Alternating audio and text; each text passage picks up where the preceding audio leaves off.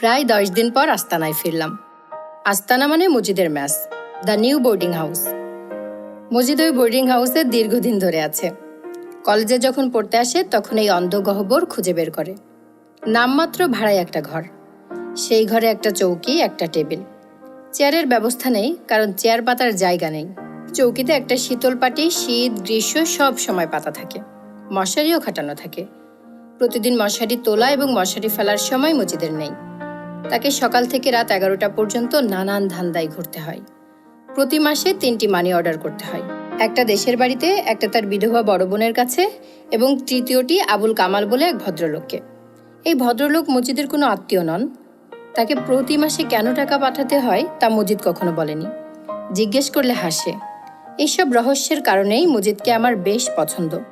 আমাকে মজিদের পছন্দ কিনা আমি জানি না। সে মানুষের সঙ্গে সম্পূর্ণ অনাগ্রহ নিয়ে মেশে, কোনো কিছুতেই অবাক বা বিস্ময় প্রকাশ করে না। সম্ভবত শৈশবেই তার বিস্মিত হবার ক্ষমতা নষ্ট হয়ে গেছে। ইউনিভার্সিটিতে পড়বার সময় তাকে একবার একটা ম্যাজিক শো দেখাতে নিয়ে গিয়েছিলাম। ডাচ এক জাদুকর জার্মান কালচারাল সেন্টারে জাদু দেখাচ্ছেন। বিস্ময়কর কাণ্ডকারখানা একের পর এক ঘটে যাচ্ছে। একসময় তিনি তার সুন্দরী স্ত্রীকে করাত দিয়ে কেটে 2 টুকরা করে ফেললেন। ভয়াবহ ব্যাপার। মহিলা দর্শকরা ভয়ে উ উ জাতীয় শব্দ করছে। তাকিয়ে দেখি মজিদ ঘুমিয়ে পড়েছে। ক্ষীণ নাক ডাকার শব্দও আসছে। আমি চিমটি কেটে তার ঘুম ভাঙালাম। সে বলল, কি হয়েছে? আমি বললাম, করাত দিয়ে মানুষ কাটা হচ্ছে। মজিদ হাই তুলে বলল, ও আচ্ছা। সে সম্পূর্ণ নির্লিপ্ত ভঙ্গিতে তাকিয়ে রইল। অথচ আমি অনেক ঝামেলা করে 2টা টিকিট জোগাড় করেছি, যাতে একবার অন্তত সে বিস্মিত হয়। আমার ধারণা, তাজমহলের সামনেও তাকে যদি নিয়ে যাওয়া হয়, সে হাই চাপতে চাপতে বলবে, ও আচ্ছা, এটাই তাজমহল। ভালোই তো, মন্দ কি?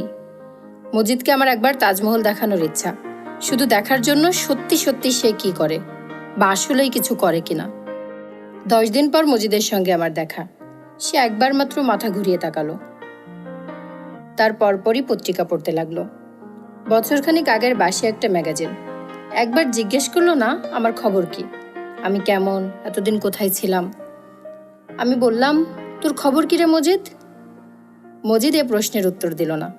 অপ্রয়োজনীয় কোনো প্রশ্নের উত্তর সে দেয় না। তোর আজ টিউশনি নেই, ঘরে বসে আছিস যে? আজ শুক্রবার। তখন মনে পড়ল, ছুটির দিনে যখন হাতে তার কোনো কাজ থাকে না, তখনই সে ম্যাগাজিন জোগাড় করে ম্যাগাজিনের পাতা উল্টাতে উল্টাতে ঘুমায়। আবার জেগে উঠে ম্যাগাজিনের পাতা উল্টায়। কিছুক্ষণ পর আবার ঘুমিয়ে পড়ে। জীবনের কাছে তার যেন কিছুই চাওয়ার বা পাওয়ার নেই। 4-5টা টিউশনি, মাঝে মধ্যে কিছু খুচরা কাজ এবং প্রুফ দেখার কাজেই সে খুশি। বিএ পাশ করার পর কিছুদিন সে চাকরির চেষ্টা করেছিল। তারপর ধুর, আমার হবে না এই বলে সব ছেড়ে ছুড়ে দিল।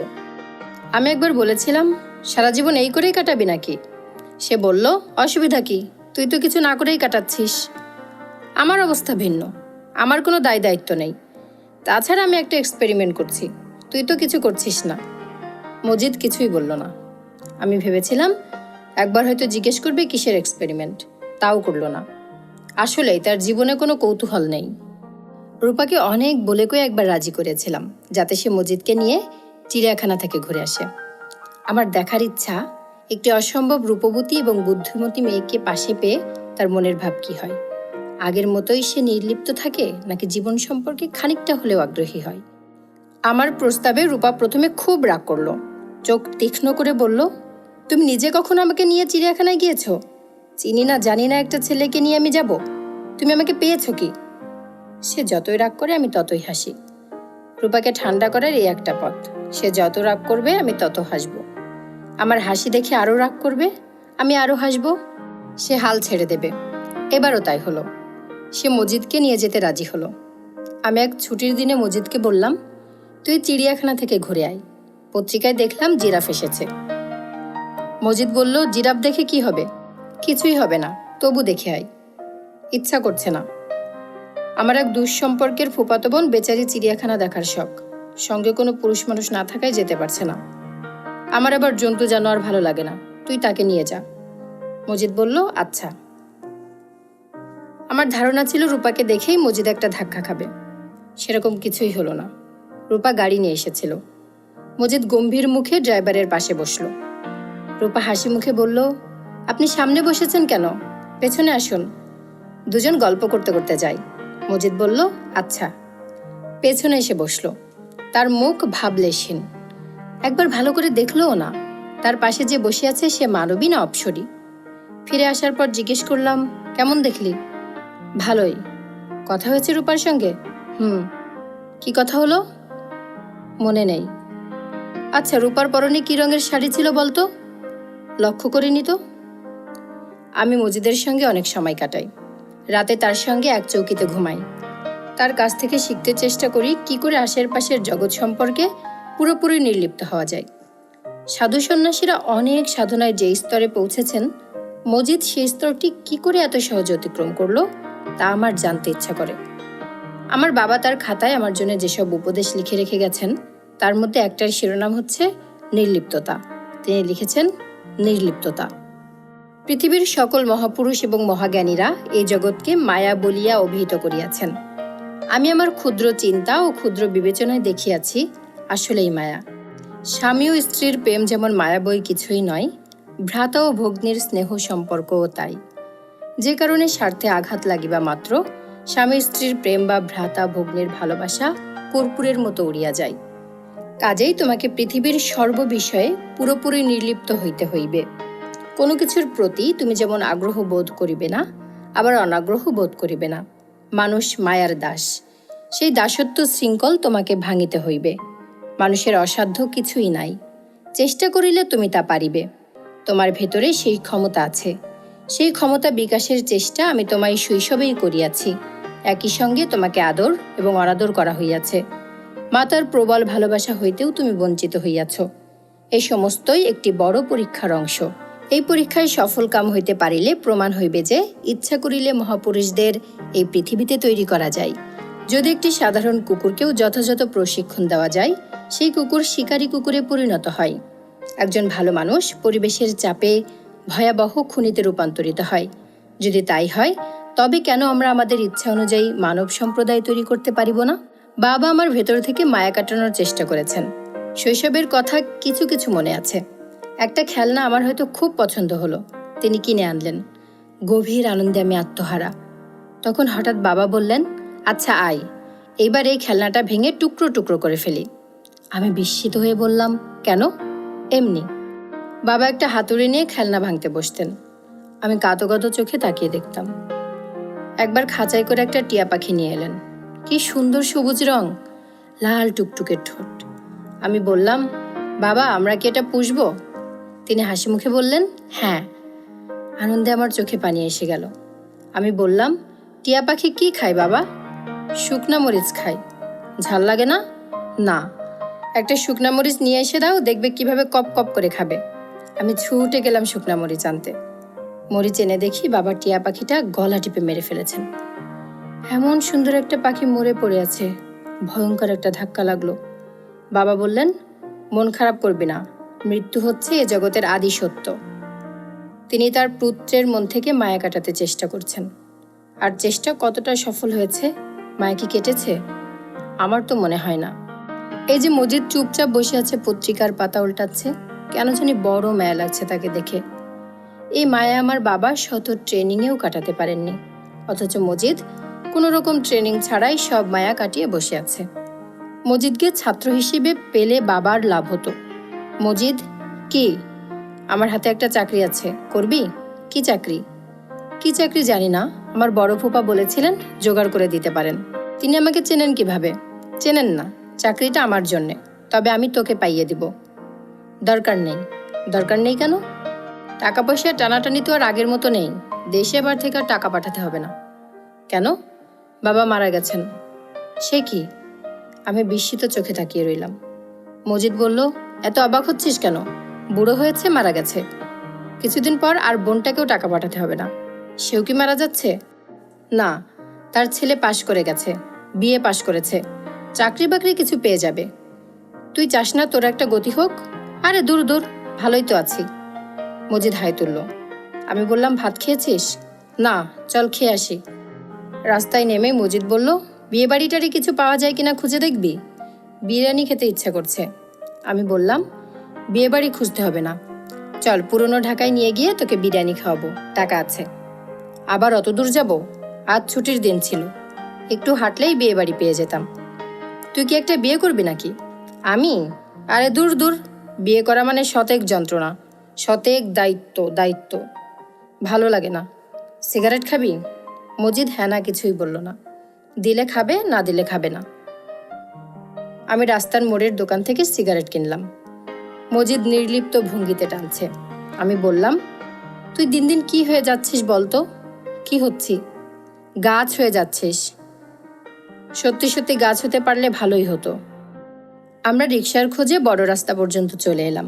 রিক্সা আছে, তবে ওরা কেউ পুরনো ঢাকার দিকে যাবে না। দূরের ট্রিপে ওদের ক্ষতি, কাছের ট্রিপে পয়সা বেশি, পরিশ্রমও কম। এত কিছু মাথায় ঢুকবে না এরকম বোকা একজন রিক্সাওয়ালার জন্য আমাদের অপেক্ষা করতে হবে। মজিদ, বল, তুই দেখ রিক্সা পাস কিনা, আমি চট করে একটা টেলিফোন করে আসি। আচ্ছা। আমি টেলিফোন করতে ঢুকলাম তরঙ্গিনী নামের স্টেশনারি দোকানে। আজকাল চমৎকার সব দোকান হয়েছে। এদের নাম যেমন সুন্দর, সাজসজ্জাও সুন্দর। আমাকে দেখেই দোকানদার সেলসম্যান জামান এগিয়ে এলো। এ ছেলের বয়স অল্প, সুন্দর চেহারা। একদিন দেখি দোকানে আর আসছে না। মাস দুয়েক পরে এসে আবার উপস্থিত, সমস্ত মুখ ভর্তি বসন্তের দাগ। ব্যাপারটা বিস্ময়কর, কারণ পৃথিবী থেকে বসন্ত উঠে গেছে। এই ছেলে সেই বসন্ত পেল কি করে? সব সময় ভাবি জিজ্ঞেস করব, জিজ্ঞেস করা হয়ে ওঠে না। তবে তার মুখে দাগ হবার পর তার ব্যবহার খুব ভালো হয়েছে। আগে ব্যবহার খুব খারাপ ছিল। যেমন হাসি মুখে বলল, স্যার ভালো আছেন?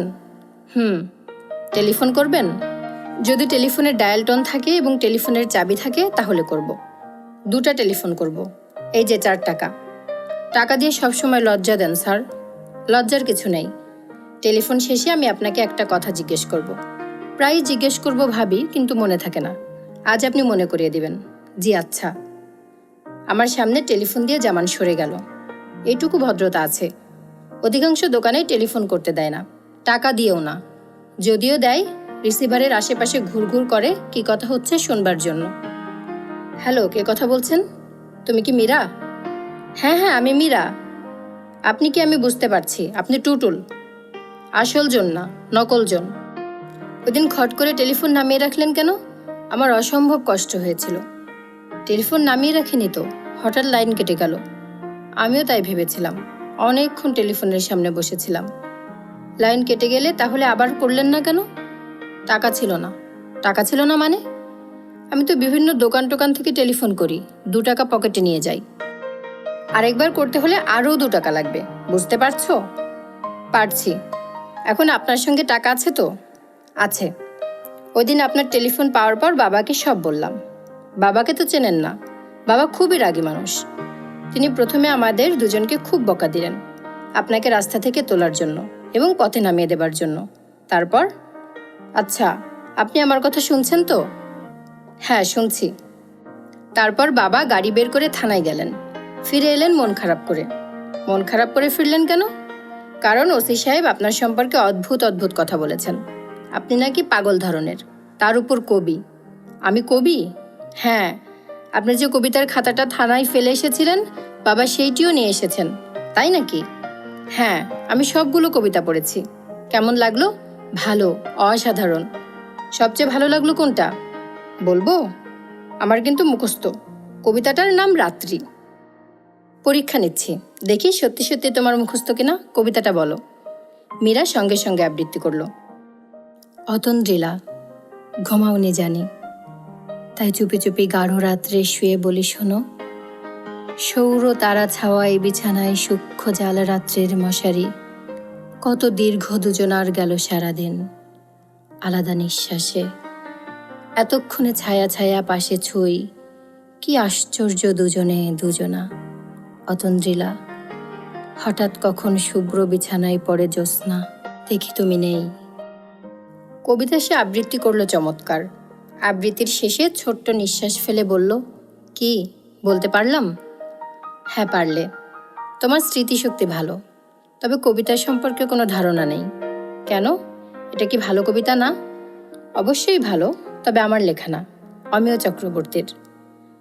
আপনার নোটবইয়ের সব কবিতাই কি অন্যের? হ্যাঁ, মাঝে মাঝে কিছু কবিতা পড়ে মনে হয় এগুলো আমারই লেখার কথা ছিল। কোনো কারণে লেখা হয়নি, তখন সেটা নোটবুকে টুকে রাখি। আপনি কি খুব কবিতা পড়েন? না, একেবারেই না।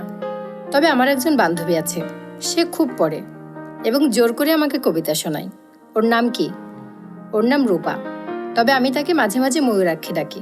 বাহ, কি সুন্দর নাম। সে কিন্তু এই নাম একেবারেই পছন্দ করে না। কেন বলুন তো?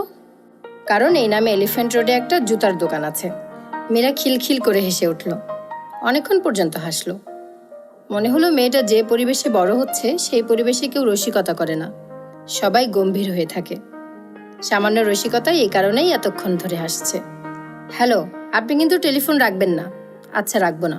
ওই দিন আপনার সঙ্গে কথা বলার পর থেকে এমন হয়েছে, টেলিফোন বাজার সঙ্গে সঙ্গে ছুটে যায়, মনে হয় আপনি টেলিফোন করেছেন। তাই নাকি? হ্যাঁ। আরেকটা ব্যাপার বলি, মা আপনার জন্য খুব চমৎকার একটা পাঞ্জাবি কিনে রেখেছেন।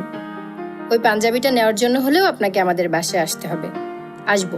কবে আসবেন? টুটুলকে খুঁজে পেলেই আসবো। আপনি ওকে কোথায় খুঁজে পাবেন? আমি খুব সহজেই পাবো।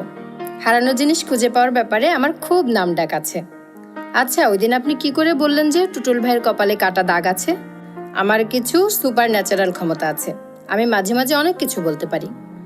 বলুন তো আমি কি পরে আছি? তোমার পরনে আকাশি রঙের শাড়ি। হলো না, আপনার আসলে কোনো ক্ষমতা নেই। ঠিক ধরেছ। কিন্তু আপনি যখন বলেছিলেন যে আপনার সুপার ন্যাচারাল ক্ষমতা আছে, আমি বিশ্বাস করেছিলাম। মনে হচ্ছে তোমার একটু মন খারাপ হয়েছে। হ্যাঁ, হয়েছে। টেলিফোন কি রেখে দেব? না না, প্লিজ আপনার ঠিকানা বলুন। আমি টেলিফোন নামিয়ে রাখলাম। অনেকক্ষণ কথা হয়েছে, আর না। মজিদ বোধহয় রিক্সা ঠিক করে ফেলেছে, তবে ঠিক করলেও সে আমাকে এসে বলবে না, অপেক্ষা করবে। এর মধ্যেই দ্রুত রূপার সঙ্গে একটা কথা সেরে নেওয়া দরকার। আমি টেলিফোন করাতেই রূপার বাবা ধরলেন। আমি গম্ভীর গলায় বললাম, এটা কি রেলওয়ে বুকিং? তিনি ক্ষিপ্ত গলায় বললেন, ফাজিল ছোকরা, হু আর ইউ? কি চাও তুমি? রূপাকে দেবেন? রাস্কেল, ফাজলামি করার জায়গা পাও না। আমি তোমাকে এমন শিক্ষা দেব। এত রেগে গেছেন কেন? Shut up. আমি ভদ্রলোককে আরো খানিকক্ষণ হইচই করার সুযোগ দিলাম। আমি জানি হইচই শুনে রূপা এসে টেলিফোন ধরবে। হলো তাই। রূপার গলা শোনা গেল। সে করুণ গলায় বলল, তুমি চলে এসো। কখন? এই এখন। আমি বারান্দায় দাঁড়িয়ে থাকবো। আচ্ছা, আসছি। অনেকবার আসছি বলেও তুমি আসোনি। এইবার যদি না আসো তাহলে? তাহলে কি? রূপা খানিকক্ষণ চুপচাপ থেকে বলল, আমি বারান্দায় দাঁড়িয়ে থাকবো। রূপার বাবা সম্ভবত তার হাত থেকে টেলিফোনটা কেড়ে নিলেন। খট করে রিসিভার নামিয়ে রাখার শব্দ হলো। আজ ওদের বাড়িতে ভূমিকম্প হয়ে যাবে। রূপার বাবা মা ভাই বোন কেউ আমাকে সহ্য করতে পারে না। রূপার বাবা তার দারোয়ানকে বলে রেখেছেন কিছুতেই যেন আমাকে ওই বাড়িতে ঢুকতে না দেওয়া হয়। আজ কি হবে কে জানে। বাইরে এসে দেখি মজিদ রিক্সা ঠিক করেছে। রিক্সাওয়ালা রিক্সার সিটে বসে ঘুমোচ্ছে। মজিদ শান্তমুখে ড্রাইভারের পাশে বসে বিশ্রাম করছে। আমার মনটা একটু খারাপ হয়ে গেল। আজও জামানকে জিজ্ঞেস করা হলো না তার মুখে বসন্তের দাগ এলো কি করে। কিছু কিছু প্রশ্ন আছে যা কোনোদিনও করা হয় না। এটিও বোধহয় সেই জাতীয় কোনো প্রশ্ন। বিরিয়ানি খেয়ে অনেক রাতে ফিরলাম। অসহ্য গরম। সেই গরমে ছোট্ট একটা চৌকিতে আমি এবং মজিদ শুয়ে আছি। মজিদের হাতে হাত পাখা। সে দ্রুত তার পাখা নাড়ছে। গরম তাতে কমছে না, বরং বাড়ছে। মনে হচ্ছে ময়ূরাক্ষী নদীটিকে বের করতে হবে, নয়তো এই দুঃসহ রাত পার করা যাবে না। মজিদের হাত পাখার আন্দোলন থেমে গেছে। সে গভীর ঘুমে অচেতন। ঘরে শুনশান নীরবতা। আমি ময়ূরাক্ষী নদীর কথা ভাবতে শুরু করলাম। সঙ্গে সঙ্গে দৃশ্য পাল্টে গেল। এই নদী এক এক সময় এক একভাবে আসে। আজ এসেছে দুপুরের নদী হয়ে। প্রখর দুপুর। নদীর জলে আকাশের ঘন নীল ছায়া। ঝিম ধরে আছে চারদিক। হঠাৎ নদী মিলিয়ে গেল। মজিদ ঘুমের মধ্যেই বৃষ্টির শব্দ করে ফুপিয়ে ফুপিয়ে কাঁদছে। এই মজিদ, এই! মজিদ চোখ মেলল। কি হয়েছে রে? কিছু না। স্বপ্ন দেখেছিস? দুঃস্বপ্ন? না। কি স্বপ্ন দেখেছিস বলতো? মজিদ অনেকক্ষণ চুপ করে থেকে ক্ষীণস্বরে বলল, স্বপ্নে দেখলাম বাবা আমার গায়ে হাত বুলিয়ে দিচ্ছেন। মজিদ শুয়ে পড়ল। আমি জানি না মজিদের বাবা কিভাবে তার গায়ে হাত বুলাতেন। আমার ইচ্ছে করছে ঠিক সেই ভঙ্গিতে মজিদের গায়ে হাত বুলাতে। হিমু, কি? আমার বাবা আমাকে আদর করত। সব বাবারাই করে, আমার বাবা খুব বেশি করত। একদিন কি হয়েছে জানিস? বল, শুনছি। না থাক। থাকবে কেন শুনি। এই গরমে ঘুম আসছে না, তোর গল্প শুনলে ভালো লাগবে। আমি তখন খুব ছোট। তারপর না থাক। মজিদার শব্দ করল না। ঘরের ভেতর অসহ্য গরম। আমি অনেক চেষ্টা করেও নদীটা আনতে পারছি না। আজ আর পারবো না। আজ বরং বাবার কথাই ভাবি। আমার বাবা কি আমাকে ভালোবাসতেন, নাকি আমি ছিলাম তার খেলার কোনো পুতুল, যে পুতুল তিনি নানাভাবে ভেঙে নতুন করে তৈরি করতে চেষ্টা করেছিলেন। কত রকম উপদেশ তিনি তার খাতা ভর্তি করে রেখেছেন। মৃত্যুর আগের মুহূর্তে হয়তো ভেবেছেন এইসব উপদেশ আমি অক্ষরে অক্ষরে মেনে চলব। আমি কি সেই সব উপদেশ মানি, নাকি মানার ভান করি? তার খাতায় লেখা উপদেশ নম্বর 11, সৃষ্টিকর্তার অনুসন্ধান। সৃষ্টিকর্তার অনুসন্ধান করিবে, ইহাতে আত্মার উন্নতি হইবে। সৃষ্টিকর্তাকে জানা এবং আত্মাকে জানা একই ব্যাপার। স্বামী বিবেকানন্দের একটি উক্তি এই প্রসঙ্গে স্মরণ রাখিও। বহুরূপের সম্মুখে তোমার, ছাড়ি কোথা খুঁজেছ ঈশ্বর। মজিদ আবার কাঁদছে, ফুপিয়ে ফুপিয়ে কাঁদছে। তবে কাঁদছে ঘুমের মধ্যে। সে আবার ঘুমিয়ে পড়েছে। সে কি প্রতি রাতেই কাঁদে?